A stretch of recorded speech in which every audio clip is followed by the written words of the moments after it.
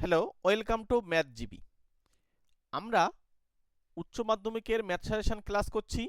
তো আজকে আমাদের যে অঙ্কটা রয়েছে Y is equals to sine pi by 6 e to the power X Y, বলে এক্স ইকালস টু 0 বিন্দুতে আমাদের জাস্ট ডিওয়াই ডিএক্স এর মান বার করতে বলছে। চলো আমরা কিভাবে করব। সবার প্রথমে আমরা এখানে দেখতে পাচ্ছি ওয়াই ইজ ইকালস টু আমাদের দেওয়া রয়েছে সাইন পাই বাই 6 সঙ্গে e to the power X Y. আমরা যেভাবে দেওয়া রয়েছে আমরা যদি এইভাবেই যদি আমরা ডেরিভেটিভটা করি তাহলে আমাদের কি আছে দেখো। সবার প্রথমে এখানে dy dx is equals to আমরা এখানে দেখতে পাচ্ছি সাইনটা কিন্তু আমাদের cos হয়ে যাবে, তাহলে cos pi by 6 e to the power X Y. এবার যেহেতু এটাকে আমি x হিসেবে ভাবছি তাহলে এটাকে ডেরিভেটিভ করতে হবে, তাহলে প্রথম কথা পাই বাই 6 বাইরে আসবে, সঙ্গে e to the power X এর ডেরিভেটিভ মানে e to the power X Y যেটা আছে সেটাই থাকবে, কিন্তু এর সঙ্গে এটাখানেই শেষ হবে না, এই এক্স ওয়াইকে আবার ডেরিভেটিভ করতে হবে। তাহলে এক্স ইন্টু ওয়াই এর ডেরিভেটিভ হলে ডিওয়াই ডিএক্স, আর এখানে ওয়াই থেকে এক্স এর ডেরিভেটিভ মানে 1।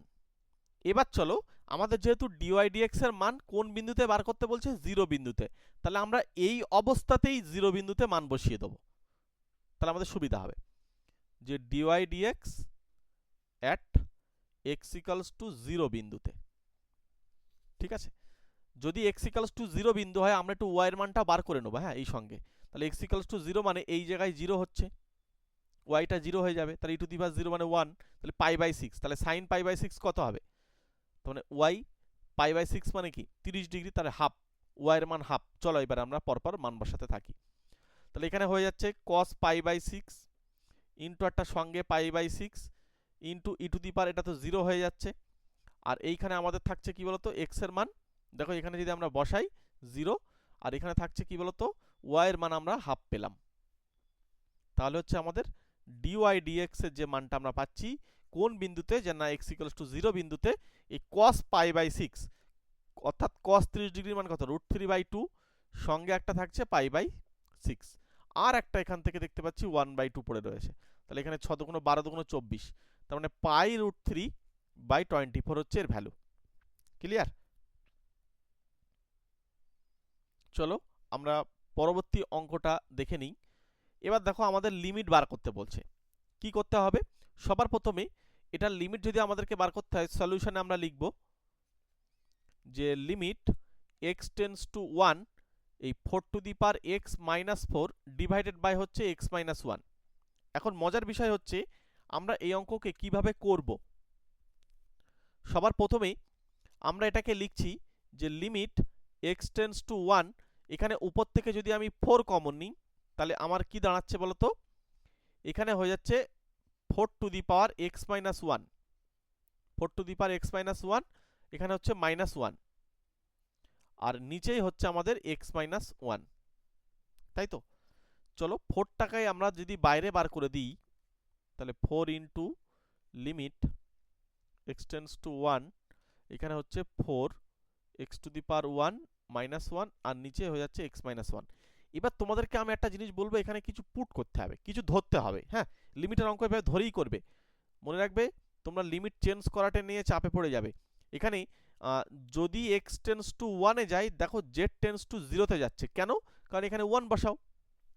অনেকে এইগুলো লেখে না, কিন্তু এটা আমি দেখেছি পড়াতে, যখন অফলাইন পড়াই তো তখন দেখেছি যে এই জায়গাগুলো তোমাদের ভুল হলে কিন্তু নাম্বার নাও দিতে পারে। এবার z টেন্ডস টু 0 তে যাবে, তাহলে 4 to the power z minus 1 by z minus 1। হ্যাঁ, এইবার আমাদের ফর্মুলার কাজ করবে। কি ফর্মুলা কাজ করবে, যে না limit x tends to 0 a to the power x minus 1 by, নিচেই কি থাকবে, নিচেই থাকবে আমাদের x মাইনাস 1, ও নিচেই সরি নিচেই হচ্ছে আমাদের ওই x, যেহেতু এখানে আমাদের তো এটাকেই z ধরা হয়েছে তাহলে শুধু শুধু z থাকবে। হ্যাঁ হ্যাঁ তাই তো, ঠিক। যদি এটা হয় তাহলে আমাদেরকে ফর্মুলায় যাবে। কি ফর্মুলা যাবে মনে আছে, ফর্মুলাটা হচ্ছে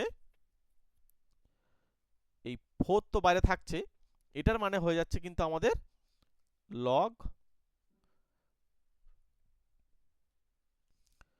লগ এ, এখানে এ বলতে তো তোমার এটা হয়ে যাচ্ছে এখানে লগ এ ই, আর এ বলতে এখানে 4, তাহলে লগ 4 এখানে ই। এবার এখানে দেখো 2 স্কয়ার করা যায়, তাহলে 2 বাইরে আসে, তাহলে 2 বাইরে আসলে এখানে 8 হয়ে যাচ্ছে লগ 2, 8 লগ 2 ই এর আনসার। অর্থাৎ সেখানে দেখো এখানে প্রমাণ করতে দিয়েছে এটা, ঠিক আছে। তবে এইটা তোমরা কিন্তু ধরেই করবে, এভাবে পুট করেই করবে।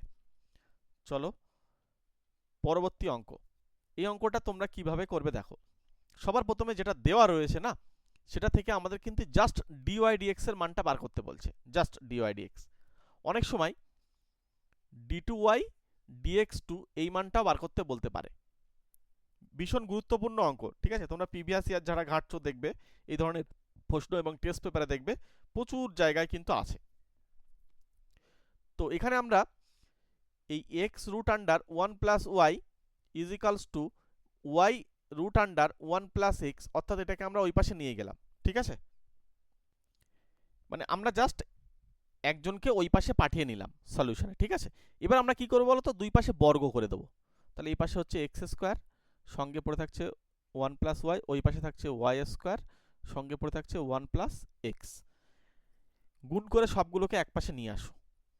তাহলে x square plus x square y minus y square minus x y square is equals to 0। এবার এক্স স্কোয়ার মাইনাস ওয়াই স্কোয়ারটাকে পাশাপাশি নিই, দেখবে এইভাবে করবে, তোমাদের অঙ্ক কিন্তু একদম সহজ হয়ে যাবে। আর এটা এক্স ওয়াই কমন নিচ্ছে এখান থেকে, হ্যাঁ। তাহলে এক্স মাইনাস ওয়াই হচ্ছে ইজ ইকালস টু 0। আর এখান থেকে দেখো এক্স প্লাস ওয়াই একটা, আর একটা থাকছে এক্স মাইনাস ওয়াই সঙ্গে প্লাস এক্স ওয়াই, এখানে কমন নিলে হচ্ছে এক্স মাইনাস ওয়াই। এবার দেখো আমরা এখান থেকে এক্স মাইনাস ওয়াই দুজনের কমন নিতে পারছি। তাহলে এক্স মাইনাস ওয়াই যদি আমরা কমন নিই, তাহলে আমাদের পড়ে থাকছে x plus y plus x y is equals to 0।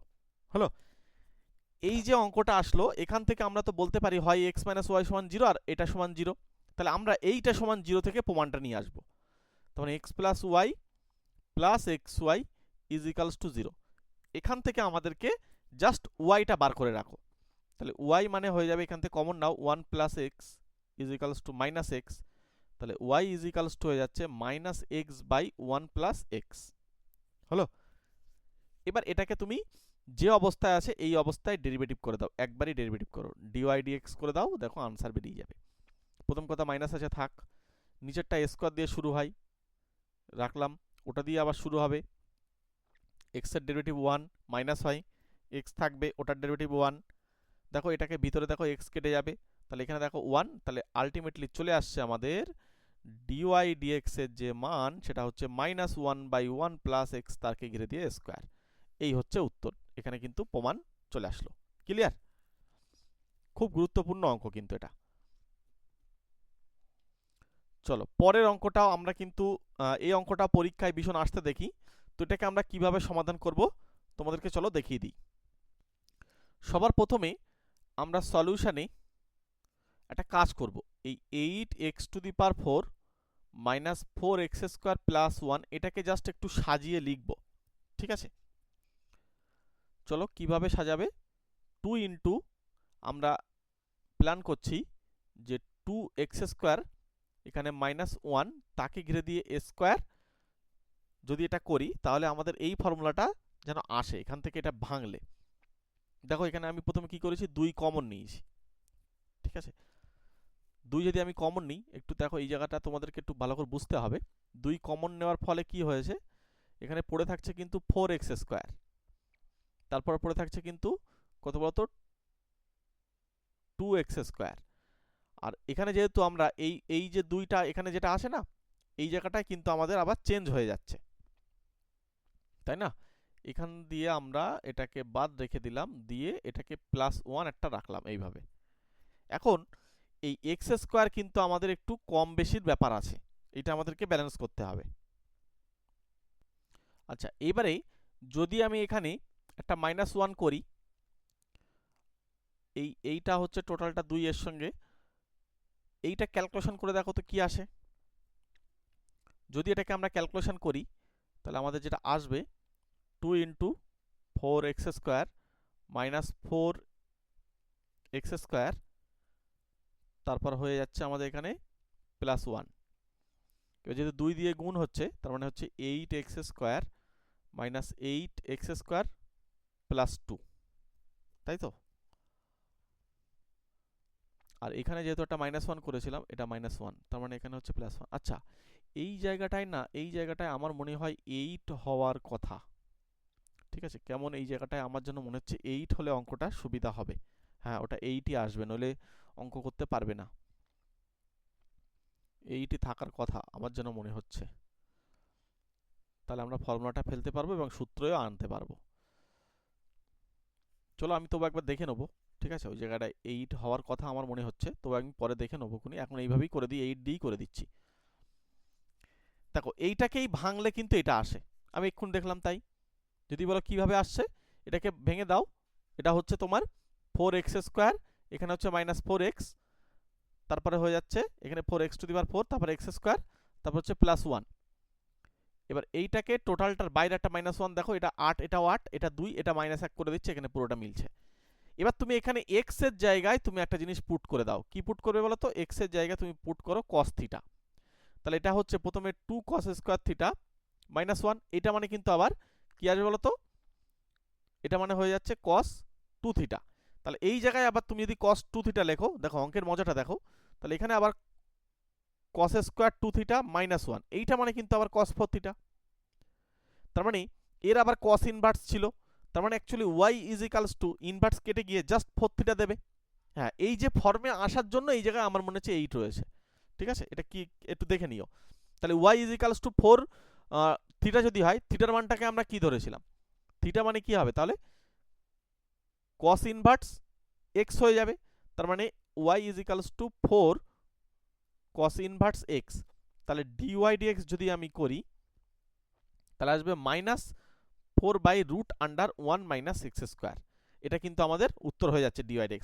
মনে রাখবে, এই অঙ্কটাকে যদি কেউ বলে যে আমরা কি ডাইরেক্ট ডেরিভেটিভ করে করলে হবে না, করে দেখো অনেক চাপে পড়ে যাবে। হ্যাঁ, এই প্ল্যানই তোমাদেরকে করতে হবে।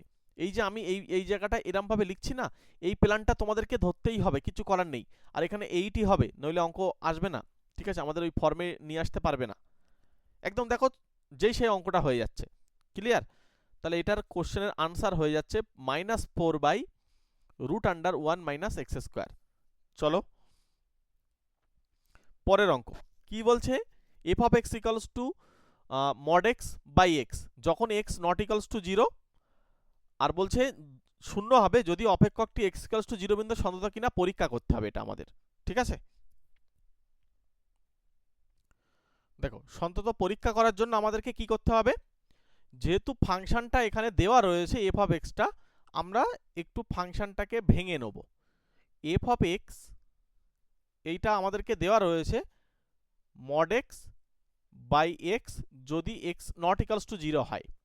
আচ্ছা, আমি বলতে পারি এখানে not equals to 0 মানে একবার ভাঙবো, গ্রেটার দ্যান 0 তে একবার ভাঙবো, লেস দ্যান 0 তে।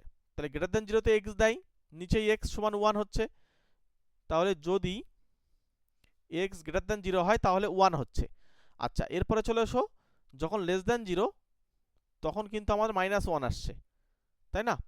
আর এখানে দেওয়া রয়েছে 0 তে ফাংশনটা কিন্তু 0, তাহলে আর আমাদের নতুন করে আর কিছু লিখতে হবে না। 0 তে আমরা 0ই পাবো যদি x সমান 0 হয়। তাহলে এই তিনটে পার্ট আমরা ভেঙে নিতে পারলাম ফাংশনটা। এবার আমাদেরকে লেফট হ্যান্ড লিমিট আর রাইট হ্যান্ড লিমিট বার করতে হবে। তাহলে লেফট হ্যান্ড লিমিটটা আমরা বার করি। লেফট হ্যান্ড লিমিট, এটা মানে লিমিট, যেহেতু 0 বিন্দুতে বলছে মানে আমাদেরকে এখানে 0 মাইনাস লিখতে হবে অফ f(x). চলো এবার f(x) মানে কি? যেহেতু আমরা লিমিটটা এখানে চেঞ্জ করব, f(x) টা কোন ফাংশনটা নেব? এই লেস দ্যান 0 তে এই ফাংশনটা নেব, তাহলে এখানে -1 নেব। তার -1 হচ্ছে, তাহলে লিমিটিং ভ্যালুটা আমি পাচ্ছি -1। আচ্ছা, রাইট হ্যান্ড লিমিটটা একটু বার করে রাখি। রাইট হ্যান্ড লিমিটটা হচ্ছে আমাদের x tends to 0 plus of f(x) is equals to, আমরা বলতে পারি যে limit x tends to 0 plus, এবার আমরা লিমিট কিন্তু x গ্রেটার দ্যান 0 এই ফাংশনটা নেব, 1 নেব। ঠিক আছে, 1 নিলে আমাদের হচ্ছে 1। তার মানে একটা জিনিস খেয়াল করে দেখো, এখানে কিন্তু বলা যাচ্ছে যে লিমিটের অস্তিত্ব নেই। কারণ এখানে দেখো লিমিটের অস্তিত্ব কেন নেই? কারণ লেফট হ্যান্ড লিমিট আর রাইট হ্যান্ড লিমিট সমান না, একটা 1 একটা -1 সমান না। সুতরাং এটা কিন্তু আমরা বলতে পারি যে এটার লিমিটেরই অস্তিত্ব নেই। যার লিমিটের অস্তিত্ব নেই তার আবার সন্তত কিসের? তার সন্তত হওয়ার তো কোনো জায়গাই নেই। যদি লিমিটের অস্তিত্ব থাকতো তাহলে লিমিটিং ভ্যালুটা পাওয়া যেত লিমিট এক্সটেন্ডস টু 0-তে অফ এফ অফ এক্স। যদি দুটোই 1 আসতো তাহলে আমরা বলতাম লিমিটের অস্তিত্ব আছে। তখন আমাদের এটা ফাংশনাল ভ্যালুর সঙ্গে সমান হতো কিনা দেখতে হতো। যেহেতু লিমিটের অস্তিত্ব নেই সুতরাং ফাংশনাল ভ্যালুর সঙ্গে সমান হওয়ার কোনো প্রশ্নই ওঠে না। সুতরাং এটা কিন্তু আমরা ইজিলি বলতে পারবো এটা কন্টিনিউয়াস হবে না, সন্তত হবে না। সুতরাং এটার উত্তর কন্টিনিউয়াস নয় বা সন্তত হচ্ছে না। ঠিক আছে, চলো তাহলে প্রত্যেককে থ্যাংক ইউ। প্রত্যেকে ভালো থেকো, সুস্থ থেকো, অল দ্য বেস্ট। এবং প্রত্যেকে টেলিগ্রাম গ্রুপে এবং হোয়াটসঅ্যাপ গ্রুপে যুক্ত হয়ে যাও। লিঙ্ক ভিডিও ডেসক্রিপশন বক্সে দেওয়া রয়েছে। ঠিক আছে, এবং তোমরা এর সঙ্গে যারা চাকরি বাকরির প্রস্তুতি নেবে শর্টকাট টেকনিকের মাধ্যমে যদি ম্যাথ করতে চাও তাহলে সহজ স্টাডি চ্যানেলটার ইউটিউব থেকে তোমরা একটু দেখে নিও। এই চ্যানেলটাতে কিন্তু আমরা শর্টকাট টেকনিকের মাধ্যমে ম্যাথ করিয়ে থাকি চাকরি বাকরি পরীক্ষার জন্য। ওকে, চলো তাহলে।